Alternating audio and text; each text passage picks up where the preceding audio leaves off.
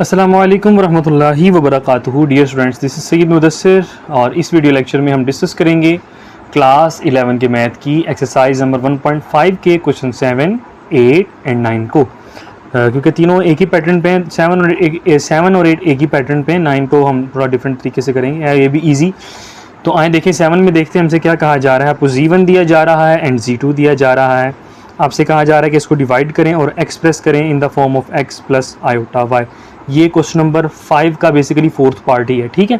तो आए dear students, इसको हम स्टार्ट करते हैं। तो लेक्चर को स्टार्ट करने से पहले डियर स्टूडेंट्स, अगर अभी तक आपने मेरे चैनल को सब्सक्राइब नहीं किया तो उसको लाजमी सब्सक्राइब कर लें ताकि हर आने वाली वीडियोज़ आप तक मिलती रहें। तो आइए डियर स्टूडेंट्स, इसको हम स्टार्ट करते हैं। तो देखिए डियर स्टूडेंट्स, मैंने Z1 और Z2 की वैल्यू ऑलरेडी लिख के रख ली हुई हैं। तो हमसे कहा जा रहा है कि आपने Z1 को डिवाइड करवाना है Z2 पे। तो Z1 डिवाइडेड बाय Z2, इसका फार्मूला मैंने आपको प्रीवियस क्वेश्चन नंबर 5 में भी बताया था, क्वेश्चन नंबर 4 में भी बताया था। तो वो क्या होता है, R1 divided by R2 into cos θ1 minus θ2 plus iota sine θ1 minus θ2, ठीक है। ये डियर स्टूडेंट्स का फार्मूला होता है। तो आइए हम इसको डिवाइड करवाते हैं। डिवाइड में ये है R1, ठीक है, ये है θ1, इसका भी θ1 यही है, और ये है θ2 और ये भी θ2 और ये R2, ठीक हो गया। तो आइए इसको डिवाइड करवाते हैं। R1 डिवाइडेड बाय R2 यानी 6 डिवाइडेड बाय 3 इंटू कॉज θ1। θ1 है जी 150 डिग्रीज़ में से माइनस कर दें आप 30 डिग्रीज़ को। इसी तरीके से plus iota sine θ1 150 degrees minus 30 degrees. 6 divided by 3 will be equals to 2 into, तो आप 150 डिग्रीज़ में से 30 डिग्रीज़ को माइनस करें, the answer will B 120 degrees plus iota sign 120 degrees.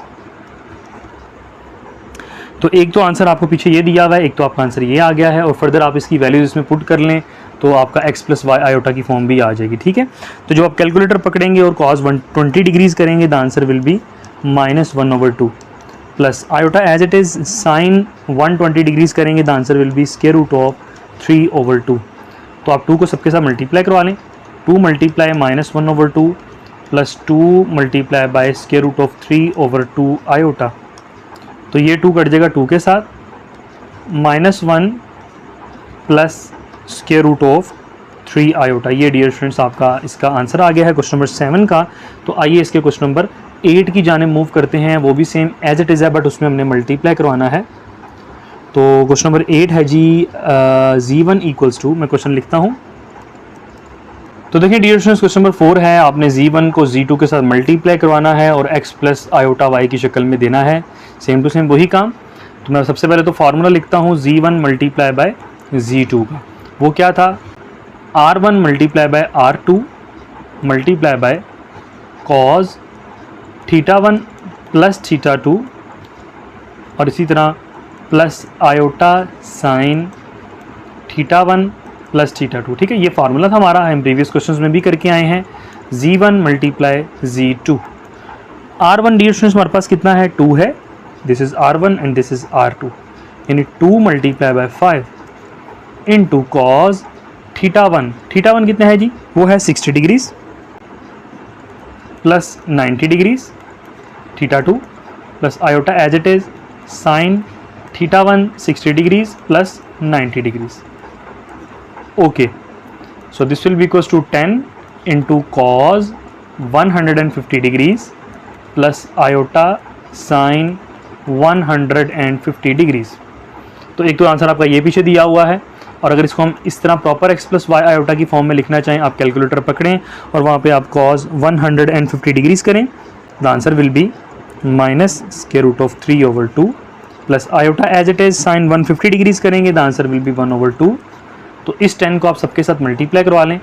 10 multiply minus square root of 3, ये 3 स्क्वायर रूट आना है इस तरीके से, square root of 3/2, 10 multiply 1/2 iota. Okay, so this will be equals to 2 5s are 10 minus 5 square root of 3 और 2 5s are 10 plus 5 iota. ये dear students आपका question number 8 का भी आंसर आ चुका है। तो आइए इससे क्वेश्चन नंबर 9 की जानिब मूव करते हैं। क्वेश्चन नंबर 9 भी काफ़ी इजी है, इस तरह के सवाल हम पहले करके आ चुके हैं। तो देखिए हमें क्या दिया जा रहा है। क्वेश्चन नंबर 9 में आपसे कहा जा रहा है find the modulus and argument of z किसके इक्वल है, z इक्वल है -2 आयोटा के। बेसिकली आर्ग्यूमेंट तो मैंने आपको बताया था कि थीटा को कहते होते हैं, ठीक है। थीटा जो होगा बेसिकली वो आर्ग्यूमेंट होगा। एक तो हमने इसका मॉडुलस फाइंड करना है और एक इसका हमने थीटा फाइंड करना है। सबसे पहले तो इसमें से आप x और y की वैल्यू लिख लें, ठीक है, कि x किसके इक्वल होता है। रियल वैल्यू x होगी, मैंने पहले बताया था आपको, और इमेजिनरी वैल्यू आपकी y होगी, वो भी हमारे पास -2 है।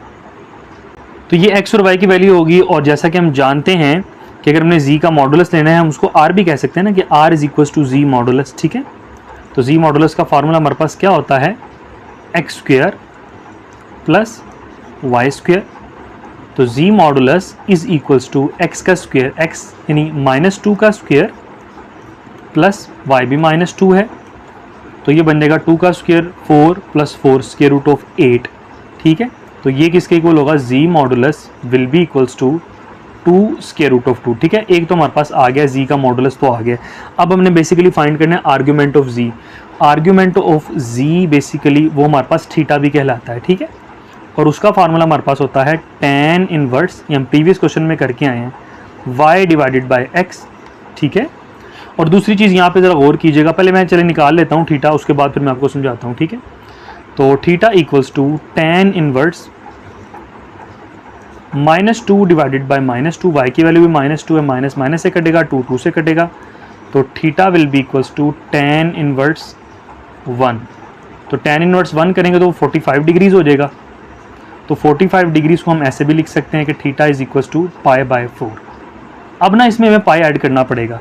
वो क्यों ऐड करना पड़ेगा, ज़रा गौर करें। पॉइंट्स हैं -2 और -2, तो माइनस माइनस आप जानते हैं किस क्वाड्रेंट में होता है, वो हमारा थर्ड क्वाड्रेंट होता है। फर्स्ट क्वाड्रेंट प्लस प्लस होता है, second minus plus, third minus minus और फोर्थ प्लस माइनस। तो इसका मतलब इसको थर्ड में लाने के लिए हमें इसमें पाई ऐड करना पड़ेगा, तो थर्ड क्वाड्रेंट में आएगा ना, थर्ड क्वाड्रेंट में लाई कर रहा है। तो इसको हम करते ये हैं कि theta will be equals to π/4 plus pi. इसका आप ले लें एलसीएम, ठीक है, 4 एलसीएम आ जाएगा।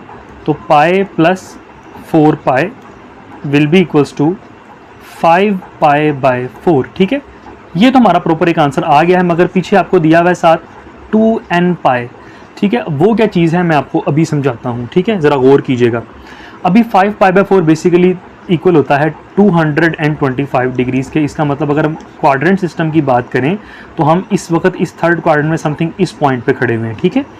तो अब गौर करें, 2n पाई का मतलब है, आप ये चीज़ जानते हैं कि एक चक्कर पूरा 360 डिग्रीज़ के बराबर होता है, जो कि हमारा 2 पाई है। तो इसका मतलब ये उसने जनरलाइज कर दिया है। इसको जनरलाइज करने से मुराद ये है कि अगर हम इस 5π/4 में 2k पाई यानी कि 2n पाई आप कह लें, 2n पाई अगर हम उसमें ऐड भी करते जाएंगे ना तो हम वापस इसी क्वाड्रेंट में ही आएंगे। क्या मतलब हुआ, 360 डिग्रीज है यहाँ पे, आप वापस ये इस पॉइंट पे खड़े हैं ना, आप फिर 360 डिग्रीज पूरे करके वापस आए, इधर आ जाएंगे, फिर वापस आए, फिर इधर आ जाएंगे, फिर पूरा चक्कर काटे इधर आ, जितने मर्जी आप कर लें। एक बार करेंगे तो इधर n1 लिख देंगे, n की जगह पे, 2 बार करेंगे n की जगह पे 2 आ जाएगा, तो 3 बार करेंगे तो उसका मतलब 2n पाई, जितनी बार मर्जी आप करेंगे वापस आप इसी क्वाड्रेंट में आएंगे। So this will be equals to 5π/4 plus 2n pi. तो ये 150 आपका आंसर आ गया। उम्मीद करता हूँ कि आपको आज का लेक्चर भी समझ आ गया है। अगर आपको फिर भी किसी किस्म का कोई सवाल हो तो आप बेझिझक मुझसे पूछ सकते हैं। वीडियो अगर आपको पसंद आई है तो उसको लाजमी लाइक करें, मेरे चैनल को लाजमी सब्सक्राइब करें। तब तक के लिए मुझे इजाज़त दीजिए, अपना ख्याल रखिएगा।